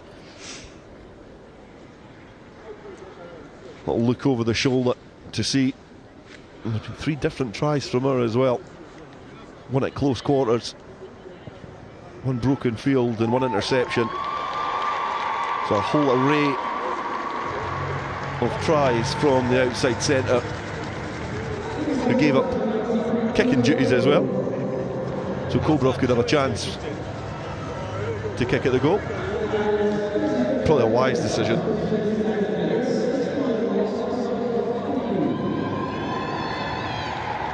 Extends the lead here.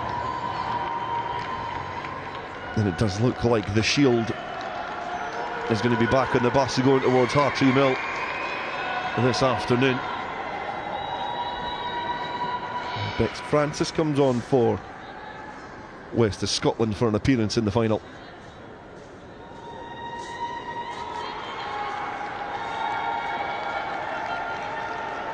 It is a great occasion. It's win, lose or draw in these occasions as well. It's a celebration of the club game. It's a celebration of the hard work that all the volunteers and everybody puts in, you know, on an annual basis to make sure that we've got occasions like this. And you can see when players are coming off, there's still a joy in the occasion, even though they might be on the wrong end of a defeat. Yeah, like it's a brilliant end to the season for clubs, because it's not just for the players, it's for, you know, their friends and their family that come to support. It's for the coaches, the physios, the volunteers that do everything week to week back in clubland to get them all to this point. So yeah, and not everybody gets the opportunity to play at Murrayfield, so it's a big occasion for the clubs. Going to be a further replacement for Biggar, who are utilising the bench, and they're going to be bringing off Megan McKeever and bringing back on Poppy Clarkson. Megan McKeever, one of the more experienced members of this side, did play some of her rugby in Melrose in years gone by. Had the pleasure of playing alongside her brothers as well, Rowan, Donald, David and Callum. Yeah, I think I actually played against Megan a few times as well. I also had the misfortune of playing against Callum when he moved to Melrose, which was never, being a Peebles player was never a great occasion. Who won? Peebles have yet to beat Melrose. They've had one draw this season, but yeah, seldom ended up as a nice occasion for a Peebles player. But it was great to see Megan as well at Murrayfield after some of the successes Callum has certainly enjoyed at this stadium in years gone by. And it's amazing how many stories there are throughout this weekend. You know, there's players in the National Cup final that, you know, their wives are playing in the Sarah Beanie Cup, and you know, rugby is a great community. And this is exactly what we were saying a minute ago. This is the example of it, and you know, and it's a celebration essentially of all the good work that goes on in clubland. Yeah, it's a big celebration for the community game, and I think that's probably the special bit about the Silver Saturday. Any club has an opportunity to get here, and you know, it's a big day out for everybody. And yeah, there's lots of little family connections across all the different fixtures, so it's really good to see. Scrum being driven back by Biggar, and it's then stopped at source as West of Scotland look to try and propel themselves into an attacking position. Well held from Alexa there. Gathered from Alexa Smith, who's had to pick that off the toe, and in behind, now looking to try and stab a kick downfield, but it's went high, and Biggar gather the ball. And this is where Biggar are dangerous. They're dangerous off turnover ball. They move the ball really quickly, and that's what they've just done there. Penalty taken quickly. A chance to charge downfield yet again for Poppy Clarkson. The penalty going to come the way of Biggar yet again.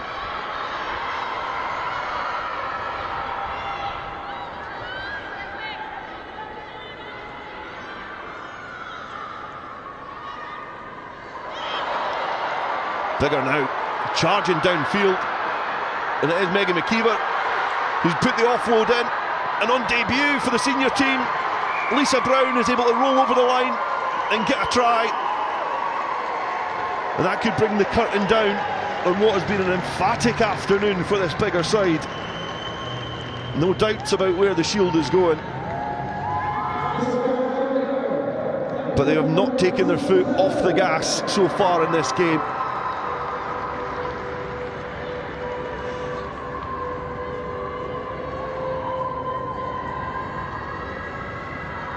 You can see the build-up play here. Great work from Megan McKeever, and it was the offload back inside. Great supportive line from Lisa Brown.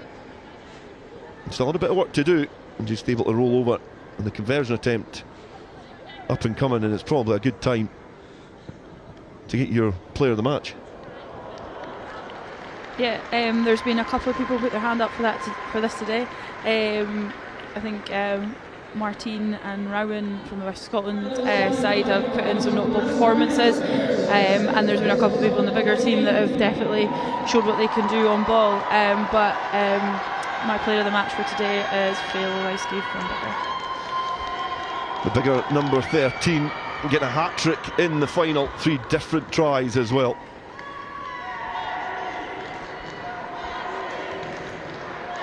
Yeah, she's been pretty outstanding today. She scored 3 tries. Yep, one of them being a really classy intercept, and yeah, she's done really well today. Well done her.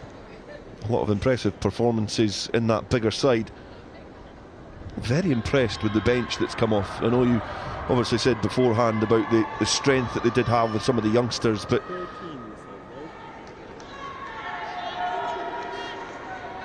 yeah, I think they've managed to use their bench really well. They've made some changes at certain points in the game, and that's worked well for them.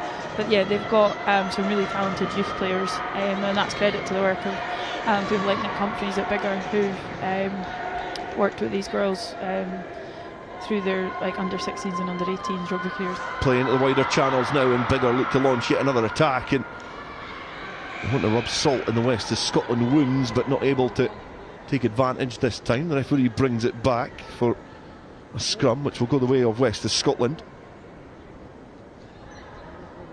And as the sand drains out of the egg timer here in the Shield final, there's no doubt in who is going to be the victors in this game. And the celebrations amongst the players and the travelling fans as well can start in earnest in about 2 minutes.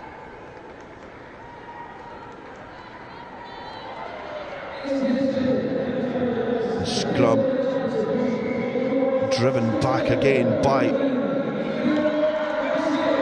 Biggar, but it means it's a penalty to West of Scotland, and going alone is Rachel Morrison, who hacks it downfield. Is she going to get a fortunate bounce of the ball? There's Lisa Brown who's waiting there, the most recent try scorer, able to just plug that gap. And that's certainly a good territorial gain from West of Scotland, and yet again as Biggar are marched back 10, perhaps one of the only blocks in their copybook this afternoon, as Morrison looks to go quickly, getting the ball through the hands to Smith, and can West of Scotland end on a bit of a high here at the National Stadium, and towards the 5 metre line now, knocking at the door, looking to exploit as Johnson looks to try and keep herself away from that touchline, and does well to ground herself as the ball is then fumbled forward. The referee lets that go. Alexa Smith then has a snipe at the line, a chance to try and exploit any gaps that are available in that Biggar defence. Jade Scott is then hoisted into the air and handbagged almost by this Biggar defence. The referee signalling there's a penalty there, so they go quickly, and Morrison, the scrum half, has a go, but has been driven back by this relentless Biggar defence. Chance now, there's numbers up on that far side. Jade Scott has been well defended. On the wraparound there is McCann, who's then wheeling back inside, going towards that line, and it is going to be a try for West of Scotland to close this game. Great footwork, great balance running. That's that Martine over again, I think. Yeah, she's done really well there. That all started from Rachel Morrison's kind of hack through, and that's the type of player she is. She'll keep working hard. She'll scrap for everything. Sometimes too much. She won't mind me saying that, I don't think. But no, that came from her awareness of where she was on the field. Great work there, just to squeeze the ball in between the bigger limbs that were just waiting there. And it's a double for McCann. It was double for Todd as well. 20 points for West of Scotland.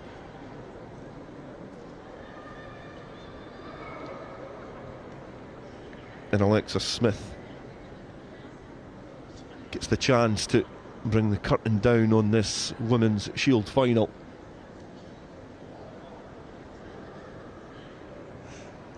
Biggar wait in their dugout area. It's an unsuccessful conversion.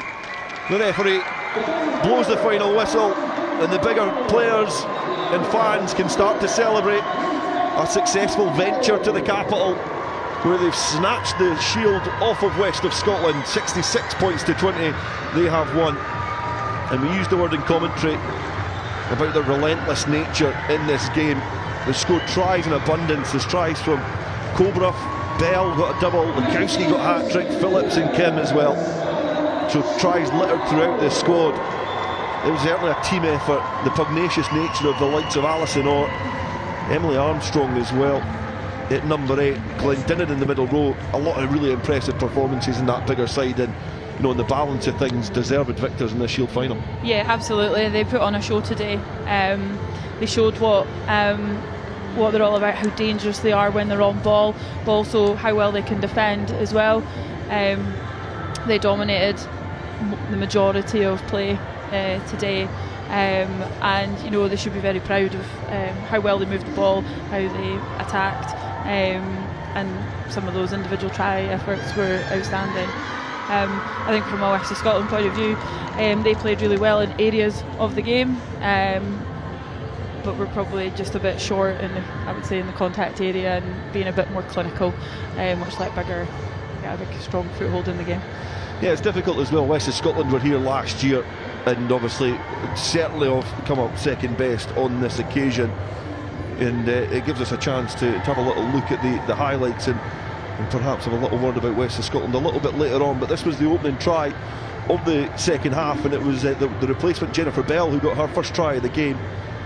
And again, in similar nature to Rowan Todd in the first half, just able to take that quick penalty, catch the defence cold and squeeze over for a try.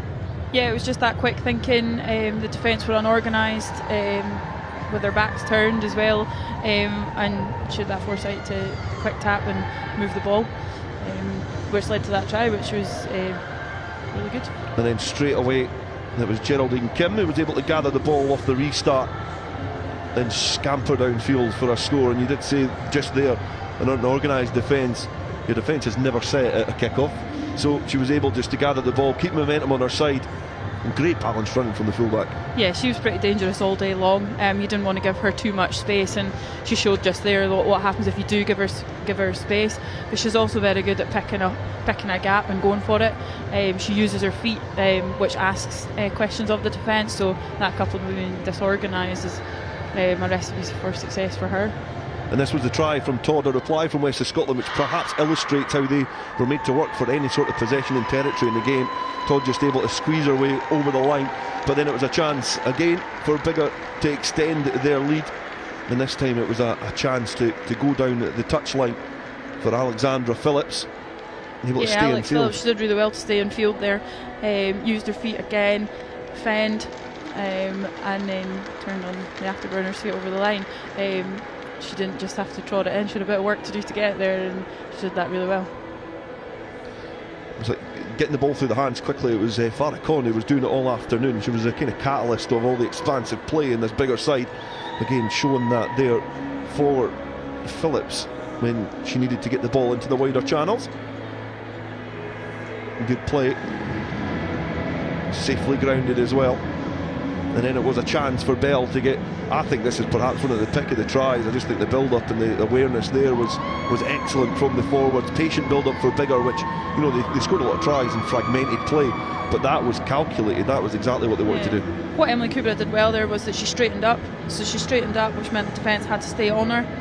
She ties in 2 defenders there, and then that quick hands out to Jennifer Bell to cross. But good foresight from Jennifer as well to be on that shoulder of Emily. And then this, I believe, was your player of the match. You can see Lakowski just kept her eyes on that ball, and then it's head down and pumped the legs as West of Scotland looked to try and get the ball wide. It was just plucked off by your player of the match. Yeah, she sat quite flat. She read it. The pass from between the 2 West players was probably just a bit too weak, I would say, which gave her time to get in on ball and away. So well done her. A little bit of company at the end, but was able to ground the ball, and then Megan McKeever able to keep the ball in her hands. And this was the last goal from a prop there. Yeah, see that? This was the last try for Biggar, and it was one of the shining lights and a player to look out for in the future who got a try. Yeah, definitely Lisa Brown, but Megan does a lot of work, really good work there. It's footwork, she offloads lovely, and offloads to the pace that's coming on behind her, which is Lisa Brown at this point. But she does well to get over that try line. It wasn't just a run-in. And then it was a final effort for West of Scotland, and eventually the ball found its way just on the shoulder to Martine McCann, who was able just to squeeze the ball in a congested area, get it over the line, and it was just what they deserved. You wouldn't want them to go out with a bit of a whimper. Yeah, definitely. They worked hard. They kept working to the final whistle, which is good to see. Some teams potentially give up a little bit, but they kept fighting, and I think what Martine does well is she changes the angle of her runs, cut back in, which makes it harder to defend. Both sides have shook hands and congratulated one another on what was a competitive game. But unfortunately for West of Scotland on this occasion, they come up second best after beating Cartha Claymores last season. They are now going to be taking their walk up the steps here and collecting their runners-up medals. It's not a bad feat to be at Murrayfield 2 times in a row. And it's the first walk up for the player of the match, as brilliantly picked by Lynsey Smith alongside me, and it's Freya Lakowski who's going to take a few handshakes, get an award, and it's richly deserved, and few would argue with you. No, absolutely. This is her first full senior rugby season, so she's done really well. You know, it is a different game from under 18s. It's a big step up, and I think it's one of the things to look at from the Biggar team. It's quite a youthful team, so you know, I think a number of these girls will be around for a wee while, and including Freya. Yeah, the average age of that Biggar team is 21, with 13 of the players under the age of 20, and it's a chance now for Alexa Smith to lead her team up, and there's a different colour of medal this year for the captain, but again, what a moment for these players, and you can see still smiles etched on the faces of this West of Scotland side. Disappointed to be on the wrong end of a big defeat, but happy to be involved in this celebration of club rugby in the Women's Shield final. They've kept the National Shield safe for the last 12 months. However, they're going to have to hand it over now to a bigger side. They're going to take it down the road to Hartree Mill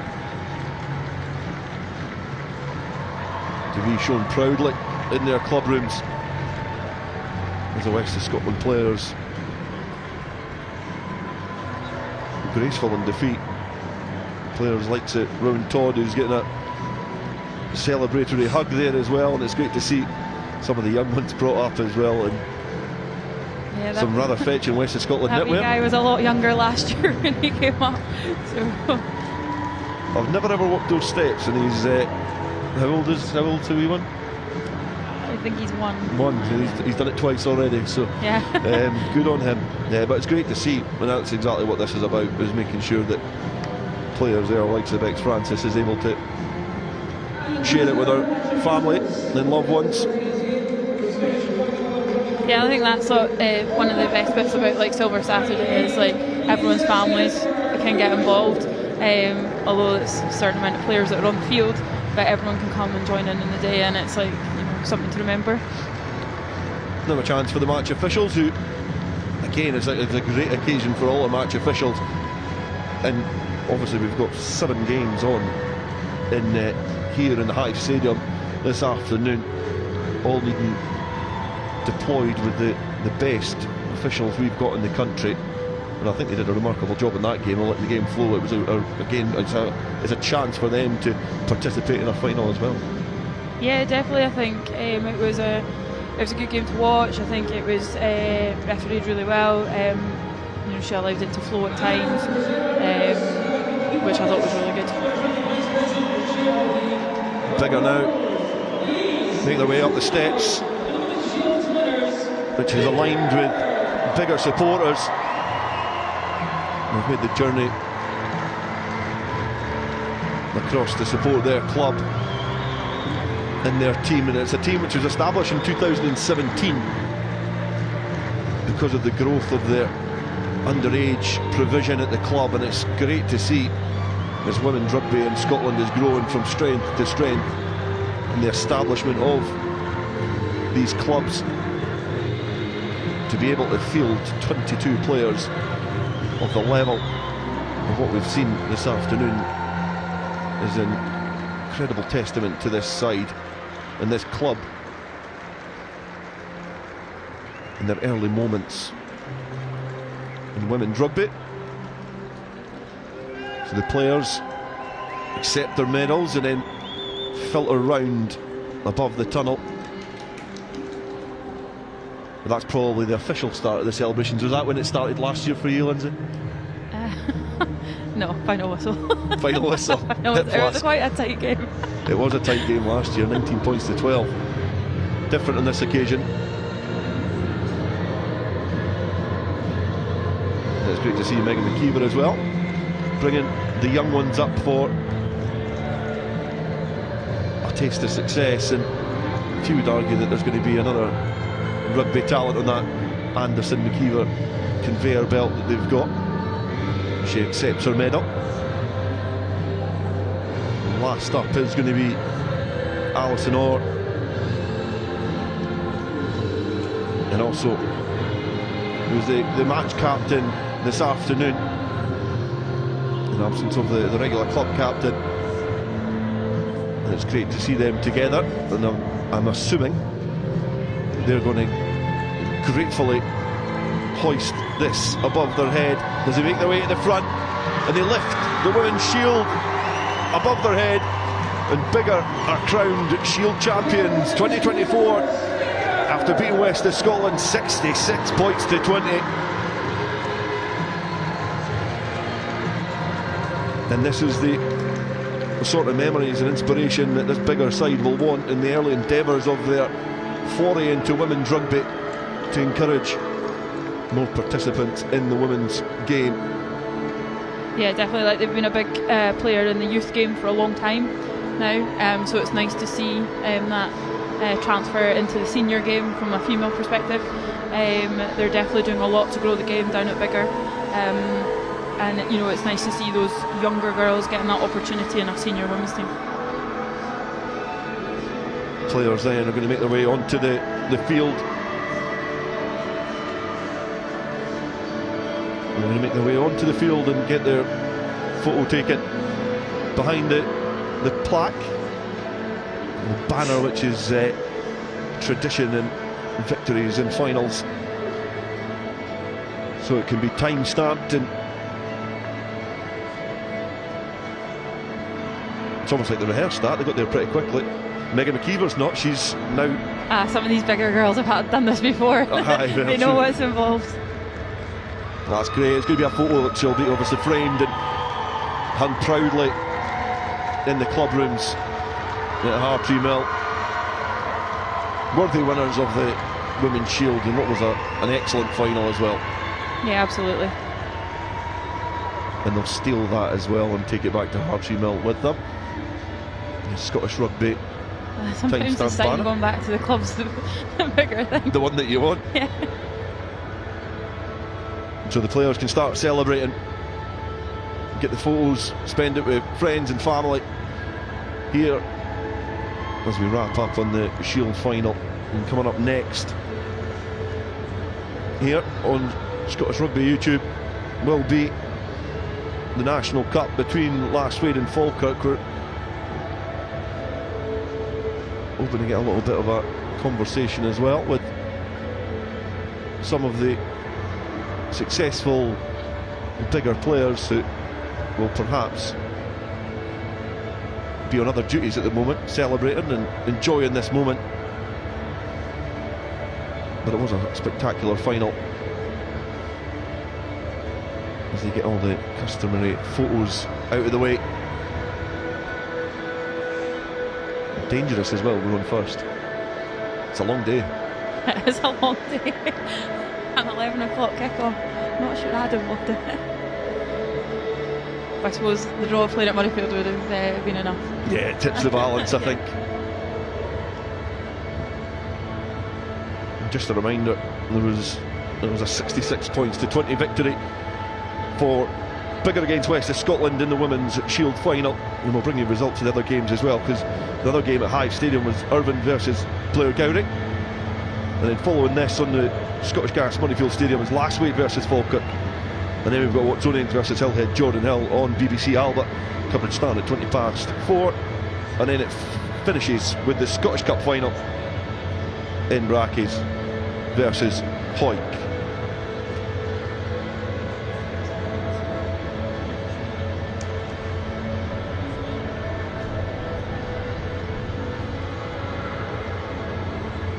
And it's a chance now to go downfield, and I think it looks like one of the final saves of this final will go to the hands of Freya Lukowski, because I think she's about to be interviewed, and what a successful final she had. It was great to see some of these players on display. Biggar, and we'll hand now to Fraser.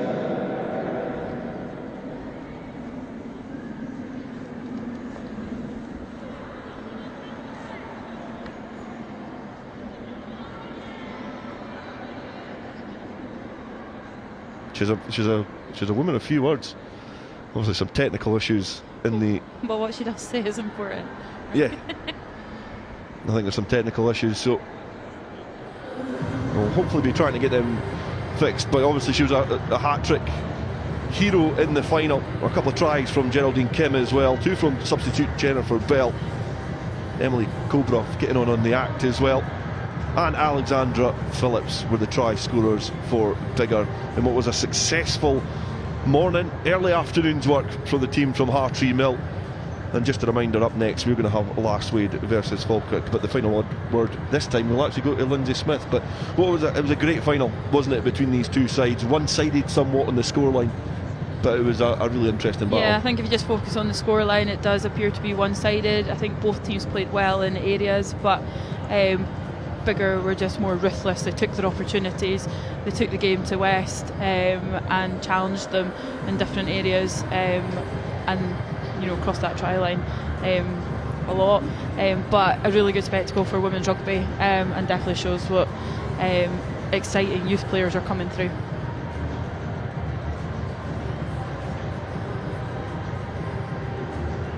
The SOS is out, so you might not get the final word after all, but obviously you've got connections to West of Scotland as well. Obviously here in the final last year, you would never have known by commentary, by the way, as well, so that's testament to you. But from West of Scotland's point of view, before the presentation, it's a completely different experience to last year. So how would that sit with the squad and the team? Yeah, last year it was something that was quite high on the goal list to achieve, was to get to Murrayfield, because the COVID years, I don't dare mention it, we got cut short, and it was quite a journey to get to that point. So it was like, right, last year was getting to Murrayfield, and I think this year it was slightly different because a couple of players had moved on at the end of the Shield final last year. They'd gone away travelling and things like that, so it was a different a different squad and a different coaching setup. So I think they're really pleased that they've got to cup finals day again today, but it was a different vibe, I think, in their build up to this year. But as you say, a really good opportunity for them, and not many clubs do it back to back. Or get to Murrayfield back to back. And then on the bigger picture as well, obviously after the Six Nations and the Celtic Challenge, and what was a good Premiership final as well, was the growth of the women's game has gone from strength to strength as well. Yeah, like it's been huge. There's been so many more playing opportunities this year at different levels and different age groups. I've been lucky enough to be involved in a couple of those opportunities from a coaching perspective, but to see those opportunities that are out there now for players, and for some of those younger players, they could be a full-time rugby player if that opportunity comes along for them, because it's actually something you can say out loud now. I could be a professional rugby player, so to see that as something that people are going after now as a career choice, for me, I think it's really exciting. Well, it was an exciting final. It was perhaps a little bit one-sided in the scoreline, but it was entertaining throughout the full 80 minutes. West of Scotland, they relinquish their grip on the Women's Shield, and they pass it over to a bigger side who have won 66 points to 20 here in the Women's Shield final. Join us back here shortly from 25 to 2 when we will bring you the build-up to the National Cup final between Lasswade and Falkirk. And there's a lot more rugby to come this afternoon with Watsonians versus Hillhead on BBC Albert, and Edinburgh Accies against Hawick on Scottish Rugby YouTube later on this early evening. Thank you for joining us this morning, and we'll see you back here shortly.